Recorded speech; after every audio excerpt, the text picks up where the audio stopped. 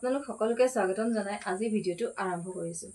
আজি ভিডিওটো মই আৰম্ভ কৰা আপোনালোকে থাম্বনেলখন দেখি নিশ্চয় বুজিব পাৰিছে।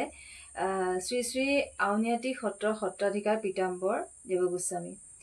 আউনিআটী সত্ৰ সত্ৰাধিকাৰ শ্ৰী শ্ৰী পীতাম্বৰ দেৱগোস্বামী তেখেত হৈছে আমাৰ এজন গুৰু আৰু বৰ্তমান সময়ত গুৰুক লৈ বহুত বেছি বিতৰ্ক হৈ আছে। সামাজিক মাধ্যমেই হওক সকলো জেগাতেই হৈ আছে নহয় জানো, কাৰ গুৰু কেনেকুৱা মানে বহুত ধৰণে। গতিকে এতিয়া আমাকো বহুতে প্ৰশ্ন কৰিছে যে আপোনালোকে শংকৰদেৱক কিয় নামানে, শংকৰদেৱক কিয় মানে, শংকৰদেৱে কিয় মূৰ্তি পূজা কৰিবলৈ মানা কৰিছিলে, আপোনালোকে কিয় কৰে, আমাৰ ঈশ্বৰ কৃষ্ণগুৰু, গতিকে আমাৰ ঈশ্বৰ আজিকালি লং পেণ্ট চাৰ্ট পিন্ধিবই, বহুত ধৰণৰ কথা। আৰু এইবিলাকলৈকে কৈছে যে আগৰ দিনত মেচিন নাছিলে, সেইকাৰণে লং পেণ্ট চাৰ্ট পিন্ধা নাছিলে, আৰু এতিয়াৰ সময়ত মেচিন আছে, গতিকে আমাৰ গুৰুৱে বা আমাৰ ঈশ্বৰে লং পেণ্ট চাৰ্ট পিন্ধিছে। বহুত ধৰণৰ কথা হৈ আছে। গতিকে আমাৰ গুৰু এজনা আপোনালোকৰ মাজলৈ মই আগবঢ়াইছোঁ। সকলোৱে চিনি পায়, চিনি নোপোৱা খুব কমেই আছে, তথাপিতো তাৰ মাজত তেখেতৰ আউনিআটী সত্ৰৰ সত্ৰাধিকাৰ শ্ৰী শ্ৰী পীতাম্বৰ দেৱগোস্বামীক আপোনালোকৰ মাজলৈ অকণমান আগবঢ়ালোঁ। তেখেতৰ কিছুমান আধ্যাত্মিক কথা, আমাৰ জীৱনটো আচলতে কি, তেখেতে এটা কাহিনী যোগে আপোনালোকৰ আগত ক'ব, আপোনালোকে শুনিব। আৰু সেয়া আপোনালোকৰ গুৰু আমাৰ গুৰু বুলি কথা নাই, সকলোৱে বুজি পোৱাকৈ তেখেতে কৈছে যে আমি আচলতে বাঘে যেতিয়া আমাক খেদে তেতিয়া আমি কিদৰে পলাওঁ জীৱন বচাবৰ কাৰণে, যে আমি এজোপা গছত উঠিম, জঁপিয়াই পেলাই হ'লেও উঠিবলৈ আমি ভয় নকৰোঁ। আৰু যেতিয়া দেখিম যে গছজোপাৰ তলতেই বাঘটো থিয় হৈ আছে, তেতিয়া আমি ক'ত যাম, তেতিয়া আমি হয়তো সেই গছজোপাৰ থকা এডাল সৰু লতালে আমি গুচি যাম জঁপিয়াই, যে গছজোপাৰ তলত যিহেতু বাঘটো আছে, আমি লতাডাললৈ জঁপিয়াই গৈ যদি ওলমি থাকোঁ তেতিয়া হয়তো আমি নিজক বচাব পাৰিম। তাৰ পাছত তেখেতে কৈছে যে আমাৰ জীৱনৰ কথা কৈছে, যে আমাৰ জীৱনটো আচলতে তেনেকুৱা। আপোনালোকে নিশ্চয়কৈ শুনিলে বুজি পাব, গতিকে আপোনালোকে শুনক বাৰু, মই তথাপিতো অকণমান কৈ দিছোঁ কি ধৰণে আমাৰ গুৰুৱে আমাক বুজাই দিয়ে, আৰু সেইখিনি বুজিবলৈ বেছি টান নহয়, সকলোৱে বুজি পোৱাকৈ তেখেতে কথাবোৰ কয়। আৰু সেই যেতিয়া লতাডালত যেতিয়া ওলমি থকা হয়, সেই লতাডাল আচলতে কি, সেইডাল হৈছে আমাৰ আয়ুস ৰেখা। আৰু সেই যে লতাডালত ওলমি থাকোঁতে তলত যেতিয়া দেখিব যে এটা কুঁৱা আছে, ঠিক তেনে সময়তে এটা নিগনিয়ে সেই লতাডাল কুটি থাকে, আৰু কুটি থকাৰ সময়ত যদি লতাডাল ছিগি যায় তেতিয়াহ'লে আমি কুঁৱাটোত পৰি যাম। আৰু সেই কুঁৱাটোৱেই নহয়, তাতে এডাল মস্ত অজগৰ সাপ আছে, যিয়ে মুখ মেলি আছে খাওঁ খাওঁকৈ। এতিয়া আমি ক'ত যাম, বাঘে খেদোতে আমি গছত উঠিলোঁ, গছৰ পৰা আমি লতালৈ ওলমিলোঁ, লতাৰ পৰা যদি সেই নিগনিটোৱে কুটি দিলে আমি ছিগি সৰি পৰোঁ, তেতিয়া আমি কুঁৱাত পৰিম, আৰু কুঁৱাত পৰিমহে পৰিম, এডাল অজগৰে মুখ মেলি আছে, আৰু সেই আমি অজগৰৰ মুখলৈকে পৰিম। গতিকে ঠিক তেনেকুৱা ধৰণে এটা সুন্দৰকৈ কথা বুজাই দিছে। আপোনালোকে প্লিজ শুনিবচোন, নিশ্চয়কৈ আপোনালোকৰ ভাল লাগিব। আৰু এইকেইদিন চলি থকা সেই কৃষ্ণ গুৰু, শংকৰ গুৰু, সেইবিলাকৰ পৰা অকণমান মনটো মুকলি হ'ব মই ভাবোঁ। গতিকে আপোনালোকে নিশ্চয় শুনিব আৰু চাব বুলি মই আশা কৰিছোঁ। আৰু কেনেকুৱা লাগে প্লিজ কমেণ্ট কৰি জনাবলৈ কিন্তু নাপাহৰিব। চাই থাককচোন। আহোঁ ভাগৱতৰে সাধু। এজন মানুহ গৈ আছিলে পথাৰেদি, যাওঁতে যাওঁতে হঠাতে দেখা পালে এটা বাঘ। তেতিয়া সি বাঘৰ পৰা কেনেকৈ পৰিত্ৰাণ পাব এইটোকে উপায় চিন্তা কৰি গৈ এজোপা গছ দেখিলে, গছত সি জাপ মাৰি দিলে। গছডালকে সাৱটি ধৰি কিছু সময় সি নিশ্চিন্ততাৰে কাল কটাইছে। কিন্তু অকণমান পিছতে সি তললৈ মূৰ কৰি দেখিলে যে যিটো বাঘৰ পৰা পৰিত্ৰাণ পাবৰ কাৰণে সি গছত উঠিছিলে, সেই বাঘটো গৈ গছডালৰ তলতে ৰৈ আছে। তেতিয়া সি ভাবিলে, কিবা কাৰণত যদি বাঘটোও জাপ মাৰি দিয়ে মোৰ অৱস্থা কি হ'ব পাৰে। তেতিয়া সি ভাবিলে নিশকতীয়া হ'লেও গছডালত থকা লতাডালকে সি পৰমাশ্ৰয় বুলি ভাবি লতাডালত ওলমি দিলে। লতাডালত ওলমি কিছু সময় থকাৰ পিছতে তললৈ মূৰ কৰি দেখিলে এইবাৰ দেখোন তাতোতকৈ ভয়ানক কাণ্ড। সি যিডাল লতাত ওলমি আছে তাৰ তলতে আছে এটা প্ৰকাণ্ড কুঁৱা।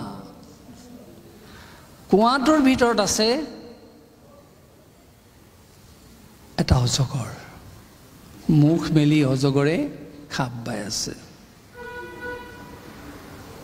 তাতোতকৈও তাক হতাশগ্ৰস্ত কৰি মানুহজনক এনেকুৱা এটা এইবাৰ অৱস্থাৰ সৃষ্টি কৰা হ'ল, সি যিডাল লতাত ওলমি আছিলে এটা নিগনিয়ে কুটিবলৈ আৰম্ভ কৰিছে। সি তেতিয়া ভাবিছে, যদি সঁচাকৈ নিগনিডালে লতাডাল কুটি দিয়ে, হয় মই অজগৰৰ মুখত পৰিম, কুমাত পৰিম, নহয় মই বাঘৰ মুখত পৰিম। মোৰ কি অৱস্থা সৃষ্টি হ'ব। এনেকৈ ভাবি থাকোঁতে সি হাবা কাবা কৰি আছে, মুখখন মেলি আছে। তেনেকৈ থকা অৱস্থাত এজনী চৰায়ে ঠোঁটত মৌ ৰস লৈ গৈছিলে। সি মুখ মেলি থাকোঁতে সেই ওপৰেদি যোৱা চৰাইজনীৰ ঠোঁটৰ মৌ দুটোপাল তাৰ জিভাত পৰিলে। জিভাত পৰাৰ লগে লগে এই বাঘৰ ভয়, অজগৰৰ ভয়, নিগনিৰ ভয় পাহৰি গ'ল। এইখনেই হৈছে আমাৰ সংসাৰ। এই যে মানুহটো যে দৌৰিছে, সেয়াই হৈছে জীৱাত্মা। এই যে বাঘটো পৰা পৰিত্ৰাণ পাবৰ কাৰণে সি উপায় বিচাৰিছিলে, সেই বাঘটোৱে হৈছে বাসনাৰূপী বাঘ, যি বাসনাই মানুহক অনবৰতে খেদি ফুৰিছে। এই যে অজগৰটো দেখিলে কুৱাৰ মাজত, সেইটোৱে হৈছে বিষয়ৰূপী অজগৰ। বিষয়ে মানুহক কেৱল গিলিবলৈ চেষ্টা কৰি আছে। কুঁৱাটো যে দেখিলে, সেইটোৱে হৈছে আমাৰ উদৰটো। আৰু সেই যে গছজোপা, আমাৰ মানুহৰ লম্বমান শৰীৰটো। আৰু যে লতাডালত ওলমি দিছিলে, সেই লতাডালে হৈছে জীৱনৰ আয়ুস ৰেখা। আৰু যে নিগনি, যি নিগনিয়ে লতাডাল কুটিবলৈ আৰম্ভ কৰিছিলে, সেই নিগনি আমাৰ এটা নহয়, 6টা। কাম, ক্ৰোধ, লোভ, মোহ, মদ, মাশ্চৰ্য। এই 6টা নিগনিয়ে প্ৰকৃতাৰ্থত কোটি কোটি কোটি কোটি জীৱনৰ আয়ুস ৰেখা চুটি কৰিব পাৰে। যদি প্ৰকৃতাৰ্থত মানুহ সাৱধানী হয়, ৰিপুবিলাকৰ হাতত দেহ প্ৰাণ মন সমৰ্পণ নকৰে, তেতিয়াহ'লে তেওঁ হয়তো জীৱনৰ পূৰ্ণায়ুস লাভ কৰিব পাৰে। আৰু এই সংসাৰ ভয়ৰ পৰা মুক্ত হ'বৰ কাৰণে আমাক লাগিব আধ্যাত্মিক চিন্তা। তেতিয়াহে আমি এই সংসাৰ ভয়ৰ পৰা, নিগনি ভয়, বাঘৰ ভয়, সৰ্পৰ ভয়, এই সকলোৰ পৰা আমি মুক্ত হ'ব পাৰিম। আৰু এই আধ্যাত্মিক চিন্তাৰ মূল মন্ত্ৰই হৈছে নাম। এই যেতিয়া আমি নামৰ আশ্ৰয় ল'ম, সেই নামৰ যোগেদি সংসাৰ ধৰ্মত আমি উত্তীৰ্ণ হৈ আমি সুখেৰে বৈকুণ্ঠ লাভ কৰিব পাৰিম। সেইকাৰণে কোৱা হৈছে, ভকতি কৰিয়া সংসাৰ তৰিয়া, সুখে বৈকুণ্ঠ চলয়। এই নাম ল'বলৈ হ'লে আমাক ভক্তি লাগিব। গতিকে ভক্তিৰে নামাশ্ৰয়ী হৈ সংসাৰ বৃক্ষত আৰোহণ কৰি আমি সুখেৰে বৈকুণ্ঠলৈ গতি কৰিব পাৰোঁ। এয়াই হৈছে নাম ধৰ্মৰ উদ্দেশ্য, এয়াই হৈছে নাম ধৰ্মৰ লক্ষ্য। আৰু এই নাম ধৰ্মৰ যোগেদি সঁচা অৰ্থত আমাৰ জীৱনটো কৃতাৰ্থ কৰিব পাৰোঁ। এইখিনি কথাৰেই আমাৰ কথাখিনি সামৰণি মাৰিছোঁ। ইয়াৰ পিছত যদি কাৰোবাৰ কিবা প্ৰশ্ন থাকে উত্থাপন কৰিব, উত্তৰ দিবলৈ চেষ্টা কৰিম। নমস্কাৰ।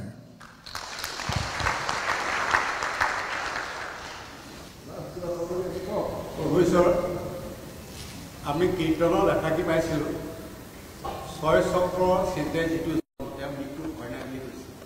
সেইখিনি আমি কীৰ্তন কৰিছোঁ যদি শৰীৰত 3 নাড়ী আছে, ইৰা, পিংগলা, সুষুম্না। আৰু সেই 3 নাড়ীক আমি 3খন নদীৰ লগত তুলনা কৰোঁ। এই তিনিখন নদী হ'ল আপোনালোকে জানে চাগে অলপতে যে কুম্ভ মেলা হৈছিলে প্ৰয়াগৰ যাক ত্ৰিবেণী সংগম বুলি কৈছে গংগা যমুনা সৰস্বতী এই তিনি নদীৰ সমাহাৰ স্থলেই হৈছে ত্ৰিবেণী সংগম ত্ৰিবেণীযুক্ত যিটো সংগম সেই অৰ্থত ত্ৰিবেণী বুলি কৈছে আমাৰ শৰীৰত এই যে ইৰা পিংগলা সুষুম্না নাৰী আছে এই তিনি নাৰীক আমি আকৌ কৈছোঁ গংগা যমুনা সৰস্বতীৰ লগত তুলনা কৰিছোঁ আৰু তাৰ ত্ৰিবেণী সংগম হৈছে হৃদয় চক্ৰ সেই হৃদয় পদ্মত আমি ভগৱন্তক বহুৱাই আৰাধনা কৰোঁ কিন্তু তাৰ মাজতে আমাৰ জীৱাত্মাক আমি ব্ৰহ্মৰ লগত স্থাপন কৰিবৰ কাৰণে প্ৰয়াস কৰোঁ আজিকালি ৰামদেৱে বা বিভিন্ন ঋষিমুনিয়ে কৈ আছে ইমানবাৰ কপালভাতি কৰা ইমানবাৰ অনুলোম বিলোম কৰা সেইটো প্ৰাণায়াম হ'ব শৰীৰ ৰক্ষা হ'ব মনৰ ভাৰসাম্যতা ৰক্ষা হ'ব কিন্তু কেৱল সেয়াই প্ৰাণায়ামৰ উদ্দেশ্য নহয় নিয়মিতভাৱে যেতিয়া আপুনি শ্বাস প্ৰশ্বাসক নিয়ন্ত্ৰণ কৰিব তাৰ গতিত উপনীত হ'ব আপুনি ব্ৰহ্মক লাভ কৰিব আৰু সেইকাৰণেহে প্ৰাণায়াম কৰিবলৈ কৈছে সেই আমাৰ যে তিনি নদী আছে এই তিনি নদীত সঁচা আমাৰ দুটা মাছ ঘূৰি থাকে এটা উশাহ লোৱা এটা উশাহ ত্যাগ কৰা এই দুটাক মাছ বুলি কোৱা হৈছে আৰু যেতিয়া আমি মাছ দুটাক এটা কৰিব পাৰিম তিনিখন নদীৰ ঠাইত এখন নদী কৰিব পাৰিম তেতিয়া আমি সঁচাকৈ ব্ৰহ্মৰন্ধ্ৰত প্ৰৱেশ কৰিব পাৰিম সেই আমাৰ তেখেতে কীৰ্তনত দিয়া উদাহৰণেৰে ক'ব খুজিছোঁ শৰীৰত সৎচক্ৰ আছে নাভিৰ তলত মূলাধাৰ তাৰপিছত স্বাধিষ্ঠান তাৰপিছত মণিপুৰক তাৰপিছত অনাহুত তাৰপিছত বিশুদ্ধ ভ্ৰুৰ মধ্যত আছে আজ্ঞাচক্ৰ এই দুটা মাছৰ ঠাইত এটা মাছ কৰি তিনিখন নদীৰ ঠাইত এখন নদী কৰি আপুনি সুষুম্না নাৰীয়েদি সৰস্বতী নদীয়েদি যেতিয়া আপুনি সেই এটা মাছক সোমোৱাই লৈ আহিব সেয়ে হ'ব জীৱাত্মাৰ পৰিচয় আৰু সেই জীৱাত্মাই গৈ এই সৎচক্ৰ ভেদ কৰি আমাৰ শৰীৰৰ অধোভাগ হৈ যি সহস্ৰপদ্ম মণিকৰ্ণিকা আছে তাতেই ব্ৰহ্ম আছে সেই ব্ৰহ্মৰ লগত যেতিয়া আপুনি জীৱাত্মাক সংযোগ কৰিব তেতিয়াই আপুনি ব্ৰহ্মৰ সান্নিধ্য লাভ কৰিব এয়াই হৈছে সৎচক্ৰৰ মূল কৰ্তব্য এইদৰে সৎচক্ৰ ভেদ কৰি যদি সঁচাকৈ আপুনি ব্ৰহ্মক চিন্তা কৰিব পাৰে তাত মনটো সংযোগ কৰিব পাৰে আপোনাৰ এই পদফাকিয়ে ক'বৰ দৰে সকলো সংশয় ছেদ কৰি দিব আৰু কি বুলি কৈছিলে কৰ্মবন্ধন কি আছিলে ঘোষাভাগী জন